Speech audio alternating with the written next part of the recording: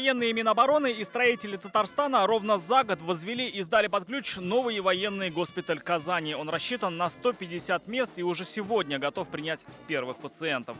Госпиталь возвели в рекордно короткие сроки, опережающими темпами. В нем есть все условия для оказания экстренной специализированной медицинской помощи военнослужащим, военным пенсионерам, а также другим категориям граждан, имеющим право на получение медицинской помощи в военных лечебных учреждениях Министерства обороны России. Первый камень в основании госпиталя заложили в августе прошлого года. Место выбрано не случайно. Рядом с РКБ и ДРКБ он формирует целый медицинский квартал здравоохранения. Сегодня Алексей Песошин благодарит министра обороны Сергея Шойгу за выбор Казани. Слово берет первый заместитель министра обороны, наш земляк, герой России Валерий Герасимов. Конечно, ввод в строй госпиталя кардинально улучшит вопросы медицинского обеспечения в Казанском гарнизоне.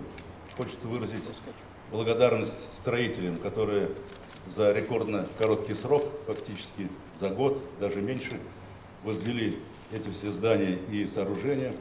Надо сказать, что в ходе строительства применены уникальные технологии, и госпиталь оснащен передовым лечебно-диагностическим оборудованием.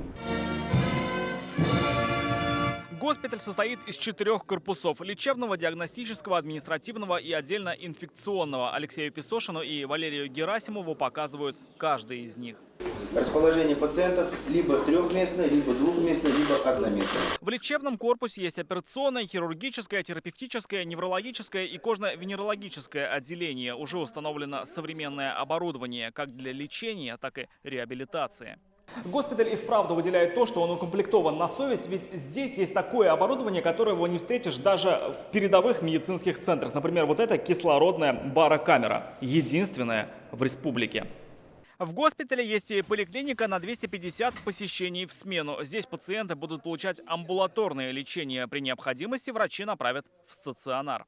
Вы можете посмотреть, что здесь есть все необходимое лечебно-диагностическое оборудование, а также манипуляционные, которые позволяют одновременно 2-3 бригадам хирургов осуществлять медицинскую помощь как на конечностях, так и на, собственно, теле либо голове. Здесь же есть все возможности для оказания экстренной медпомощи. В случае аварий и катастроф пациентов смогут доставлять авиатранспортом. Будет вертолетная площадка. Учреждение интегрировано в систему службы медицины катастроф. Такой формат военных госпиталей на 150 мест в дальнейшем станет типовым по всей стране.